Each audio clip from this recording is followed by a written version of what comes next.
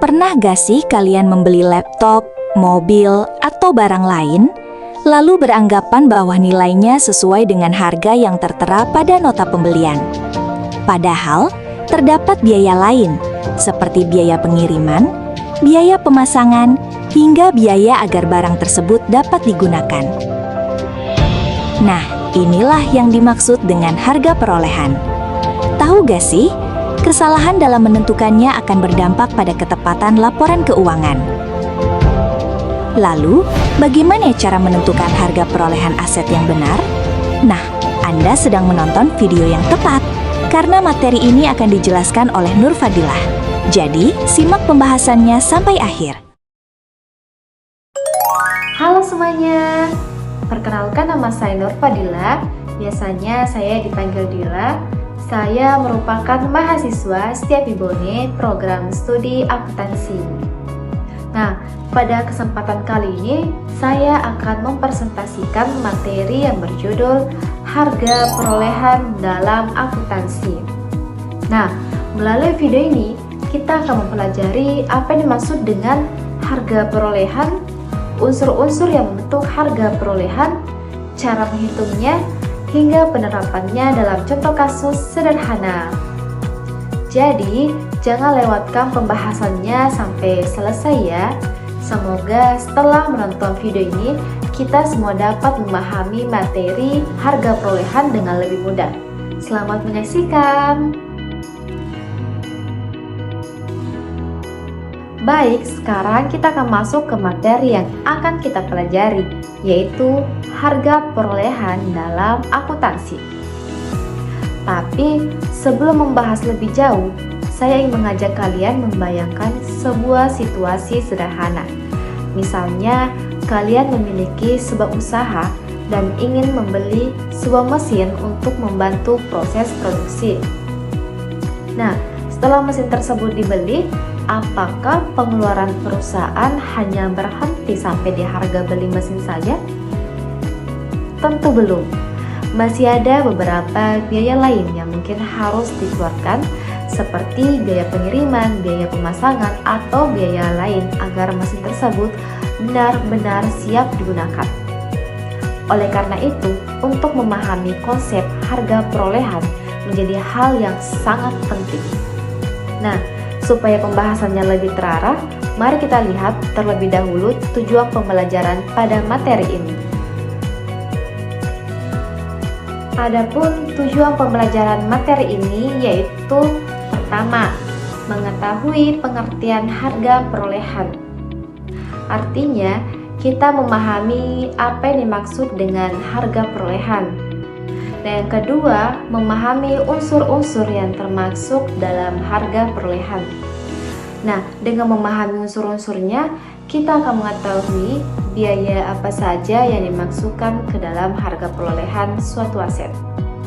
Nah, yang ketiga, kita mengetahui cara menghitung harga perolehan. Hal ini sangat penting, karena agar kita dapat menentukan nilai aset secara benar sesuai dengan konsep akuntansi. Nah, yang terakhir, mampu menerapkan konsep harga perolehan melalui contoh atau studi kasus sederhana. Dengan adanya contoh kasus, kita akan lebih mudah memahami bagaimana konsep harga perolehan diterapkan dalam praktik. Baik, setelah mengetahui tujuan pembelajarannya, sekarang kita akan masuk ke pembahasan utama, yaitu pengertian harga perolehan. Teman-teman sekalian, mungkin muncul pertanyaan, sebenarnya apa sih yang dimaksud dengan harga perolehan? Nah, harga perolehan adalah seluruh biaya yang dikeluarkan untuk memperoleh suatu aset hingga aset tersebut siap digunakan. Dengan kata lain, harga perolehan merupakan total biaya yang menjadi dasar dalam pencatatan suatu aset di dalam laporan keuangan. Perlu dipahami bahwa harga perolehan tidak hanya berasal dari harga beli aset saja, tetapi juga mencakup biaya-biaya lain yang memiliki hubungan langsung dengan proses memperoleh aset tersebut hingga siap digunakan. Jadi, ketika suatu perusahaan memperoleh aset, perusahaan harus menghitung seluruh biaya yang berkaitan langsung dengan perolehan aset tersebut, bukan hanya melihat harga belinya saja. Nah, setelah memahami pengertian tersebut, tentu muncul pertanyaan, biaya apa saja yang termasuk ke dalam harga perolehan? Nah, untuk menjawab pertanyaan tersebut, sekarang kita akan bahas satu persatu unsur-unsur yang membentuk harga perolehan. Adapun unsur-unsur harga perolehan, yang pertama yaitu harga beli. Harga beli merupakan jumlah uang yang dibayarkan kepada penjual untuk memperoleh suatu aset. Harga beli menjadi komponen utama dalam menentukan harga perolehan, karena tanpa membeli aset tersebut, perusahaan tentu tidak akan memilikinya. Sebagai contoh, sebuah perusahaan membeli mesin produksi dengan harga 50 juta. Nah, nilai sebesar 50 juta tersebut merupakan harga beli mesin. Namun, perlu diingat bahwa harga beli bukan satu-satunya biaya yang dicatat. Masih ada beberapa biaya lain yang juga harus diperhitungkan. Nah, yang kedua yaitu biaya pengiriman. Biaya pengiriman merupakan biaya yang dikeluarkan untuk membawa aset dari tempat penjual menuju lokasi perusahaan.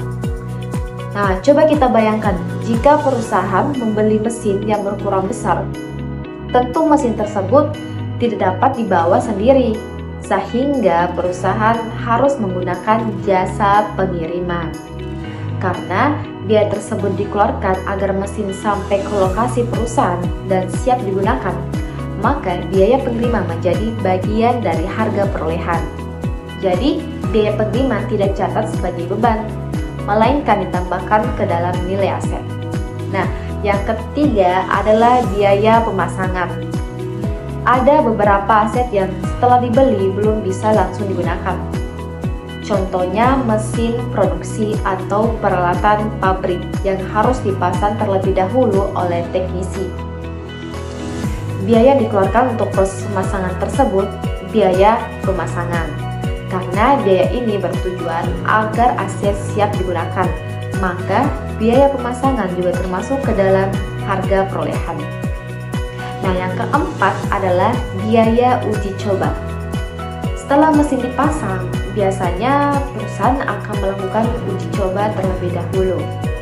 Tujuannya adalah untuk memastikan bahwa mesin dapat berfungsi dengan baik sebelum digunakan dalam kegiatan operasional. Selama proses pengujian tersebut, tentu ada biaya yang dikeluarkan.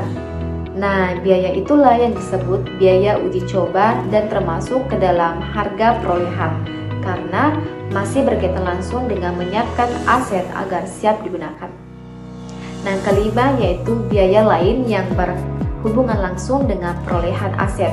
Artinya, semua biaya yang memang harus dikeluarkan agar aset siap digunakan dapat dimasukkan ke dalam harga perolehan.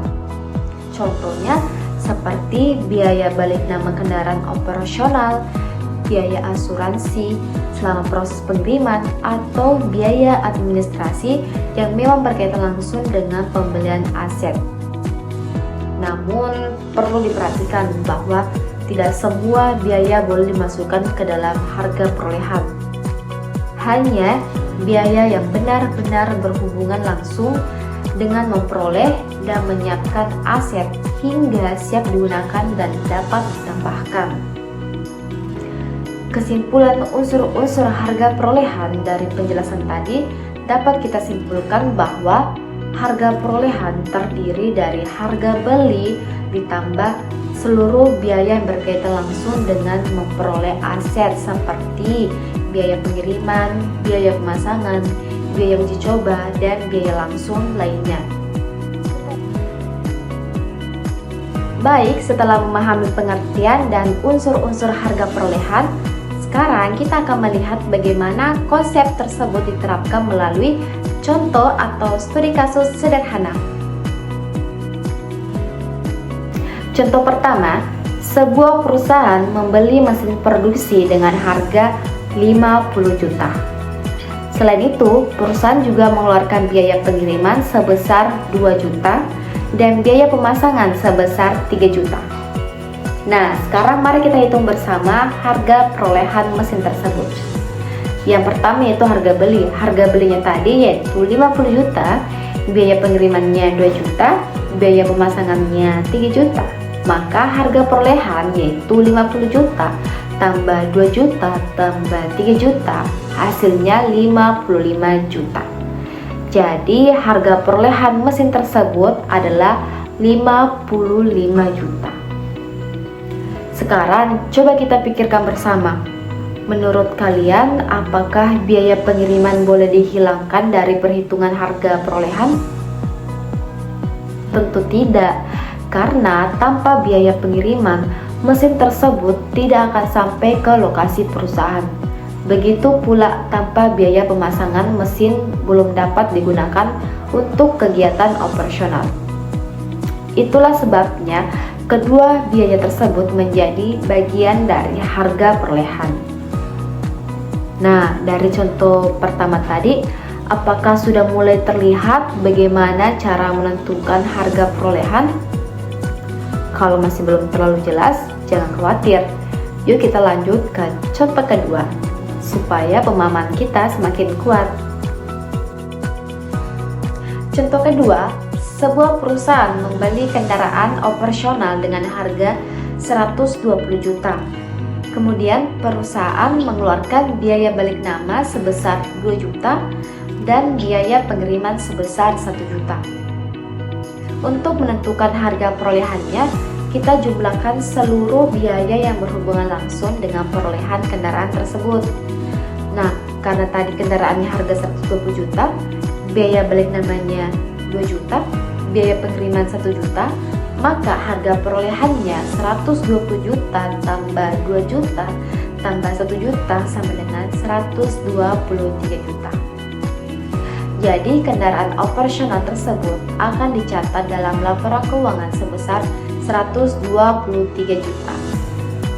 Dari kedua contoh tadi dapat melihat bahwa harga perolehan tidak hanya berasal dari harga beli, tetapi juga seluruh biaya yang berkaitan langsung hingga aset benar-benar siap digunakan. Semakin tepat kita menghitung harga perolehan, maka semakin tepat pula nilai aset yang dicatat dalam laporan keuangan. Mulai sekarang, jangan lagi menganggap bahwa harga perolehan hanya sebatas harga beli suatu aset.